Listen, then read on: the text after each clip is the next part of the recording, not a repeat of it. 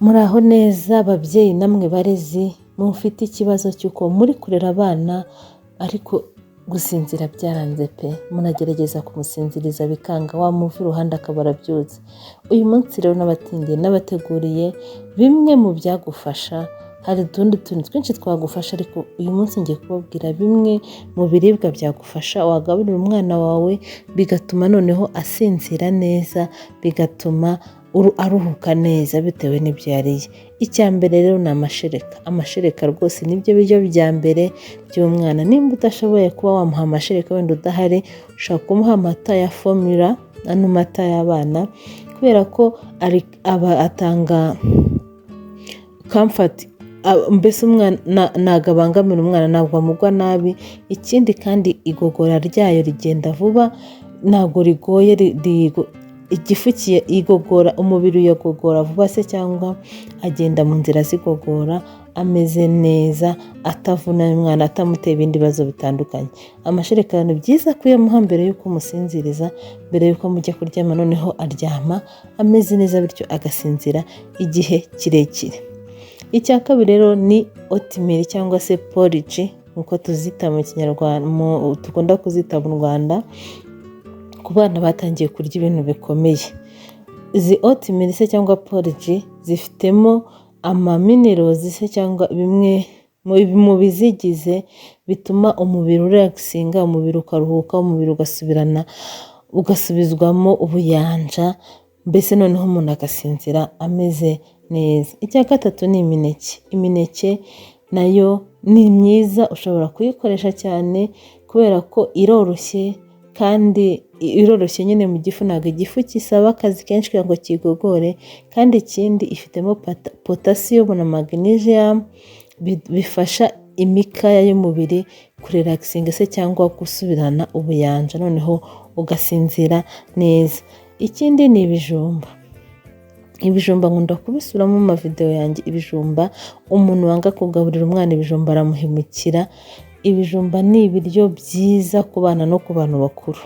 Ni ibiryo bifasha bya mbere, bifasha mu nzira zigogora. Nta mwana urya ibijumba ushaka kurwara constipation. Ibijumba rero ni byiza nabyo ku mwana ushaka gusinzira, kubera ko bituma wumva uhaze. Ahangaha ntago umwana yariye ikijumba ntago kimushiramo vuba ngo kigende, ahubwo yumva ahaze, noneho akiri furu, noneho yaryama agasinzira umwanya munini, kuko inzara iri bumwice hashize igihe kinini. Ikindi rero wakoresha nimba ufite umwana wamaze kurenza umwaka, waha amata y'inka, wamuha amata y'inshyushyu y'akazuyazi mbere y'uko ajya kuryama, kubera ko afitemo ikinyabutabire cyitwa tryptophan gifasha mu gusinzira neza. Ikindi rero ushobora gukoresha wenda mbere y'uko ajya kuryama, ushobora kumuha umuceri. Byibaye byiza ukaba wakoresha wa muceri w'abadiyabetike se, cyangwa wa muceri bita brown, ariko n'undi usanzwe nta kibazo gukoresha, kuko nawe utuma ntago ushira mu nda vuba ngo umuntu ahita asonza, noneho bigatuma asinzira igihe kinini ntakanguke cyane hamo hagati kubera inzara. Ahangaha ni ibyo biribwa rero mwakoresha, umuntu yakoresha mu gihe afite umwana muto gusinzira bigora se, cyangwa n'undi ushaka gufasha kugira ngo asinzire. Ariko hano ngiye kubabwira akantu nk'agakoryo ushaka kwifashisha kugira ngo umwana ajye agira ibitotsi. Ushaka kumugaburira ibintu nk'umuceri, ibyo navuze, ibyo bintu bitinda mu gifu, amasaha 2 mbere y'uko aryama. Ikindi kandi ukamuha utuntu duke, ukirinda kumuha ibintu byinshi nanone ngo bimubangamire, akarara ahaze cyane bikamubangamira. Ikindi kandi ugomba kwita kumuha ubundi bwoko bw'ibiryo buri munsi, ukamuhindurira, ukareka kumuha ikintu kimwe ugasanga umwana agasafuriya kabaye ikirayi na dodo. Oya, hindurira umwana, umuhe no ku bindi biryo, nawe azagire ibyo akunda. Dusoza rero twibukanye ko buri mwana wese afite umwihariko, nk'uko twese dufite umwihariko. Abantu bakuru buri wese ntabwo ameze nk'undi, ntabwo akunda nk'iby'undi.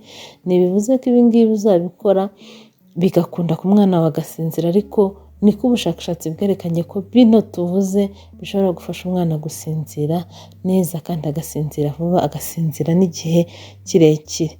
Ahangaha rero umwana buri wese afite umwihariko, no kuba hari icyo tutavuze hano wowe uzi kimufasha gusinzira, nacyo ujye ugikora cyane. Ikindi hano wakwitaho ni uko nimba umwana adasinzira wirebera mu zindi nzira, ashobora no kuba afite ikibazo cy'uburwayi.